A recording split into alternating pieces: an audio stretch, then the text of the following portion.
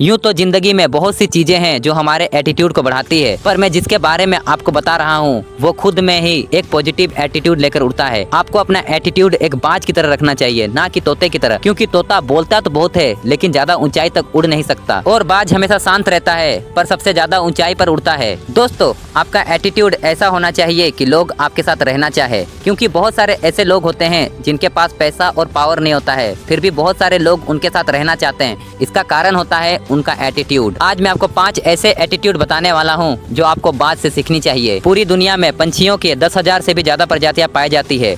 सभी के वही 2 पंजे, 2 पंख और 1 गर्दन होती है, लेकिन इन्हीं में से एक ऐसा पंछी भी है जिसकी एक अलग ही पहचान है, जो आसमान का सीना चीर के हजारों मीटर ऊपर 120 किलोमीटर प्रति घंटे से 320 किलोमीटर प्रति घंटे की रफ्तार से उड़ता है, और जो खुद के वजन से कई गुना अधिक वजन के शिकार को अपने पंजों में दबोच कर उड़ जाता है, जिसे हम लोग बाज के नाम से जानते हैं। और एक बाज इतना ऊंचा मुकाम हासिल करता है अपनी ट्रेनिंग और अपनी संघर्ष की वजह से। भीड़ के साथ ना चले, अपना एक अलग रास्ता बनाए। बाज को आसमान का राजा इसलिए कहा जाता है क्योंकि वो अपने फैसले खुद लेता है और भीड़ से अलग होकर तेज रफ्तार के साथ आसमान में सबसे ऊंचाई पर अकेले उड़ता है। आप भी खुद को कभी कम ना समझे और सकारात्मक सोच रखें, और कभी ये ना सोचे कि लोग क्या कहेंगे, क्योंकि दोस्तों कुछ तो लोग कहेंगे, लोगों का काम है कहना। खुद पर भरोसा रखें। बाज कभी मरे हुए जानवरों को नहीं खाता, वो हमेशा ताजा शिकार करके उनको खाता है। हमें बाज से ये सीखना चाहिए कि जो हमारा बीता हुआ कल है उसके बारे में सोचने के बजाय हमें आने वाले फ्यूचर को बेहतर बनाने के बारे में सोचना चाहिए। जिस तरह एक बाज भूखा मर जाएगा पर मरे हुए जानवरों को नहीं खाता, उसे अगले वक्त की चिंता नहीं रहती कि अगला भोजन कैसे प्राप्त होगा। वो खुद पर भरोसा रखता है कि वो फिर से शिकार कर लेगा। हमें भी बात से यह सीखना चाहिए कि हमें कभी किसी पर निर्भर नहीं रहना चाहिए, हमें अपने ऊपर भरोसा रखना चाहिए और लाइफ में आगे बढ़ते रहना चाहिए। अपने प्रति कठोर बने। वैसे तो बाज 70 सालों तक जीता है, पर जब वो 30 साल का हो जाता है तो उसके पंख बहुत ज्यादा भारी हो जाते हैं और उसके शरीर से चिपकने लग जाते हैं। उसका चोंच भी आगे से मुड़ जाता है, जिस वजह से वो शिकार नहीं कर पाता है। ऐसे वक्त में बाज को एक कठोर फैसला लेना पड़ता है, जिसके बाद वो 40 सालों तक आसमान की ऊंचाइयों में उड़ता है। वो खुद के पंखों को चोंच से खींचकर निकालता है ताकि नए पंख आ सके, और चोंच को भी पत्थर में मार मार कर तोड़ देता है, क्योंकि नुकीली चोंच मुड़ने लगती है। इस दौरान वो काफी दर्द से गुजरता है और कुछ ही महीनों में वो ठीक भी हो जाता है। इससे हमें यह सीखना चाहिए कि आगे कदम बढ़ाने के लिए हमें कुछ कठोर कदम उठाने पड़ते हैं, जिससे भविष्य में अच्छे बदलाव देखने को मिलते हैं। अपने आसपास बाज जैसा नजर रखे। बाज की दूरदृष्टि करीब 5 किलोमीटर होती है। वो 5 किलोमीटर से भी अपने शिकार को देख लेता है। इससे हमें यह सीखना चाहिए कि कभी भी हमें अपने लक्ष्य से भटकना नहीं चाहिए, और जब तक हमारा लक्ष्य पूरा ना हो जाए तब तक हमें बाज की तरह अपने ध्यान को उस पर केंद्रित करना चाहिए। इससे हमें यह सीखना चाहिए कि हमें छोटे सोच वाले लोगों से दूर रहना चाहिए और अपने सपनों को पूरा करने के लिए अकेले ही मेहनत करते रहना चाहिए। बाज कभी दूसरों पर आश्रित नहीं रहता है, वो अपने लक्ष्य को प्राप्त करने के लिए अकेले ही मेहनत करता है। अकेले रहना सीखे।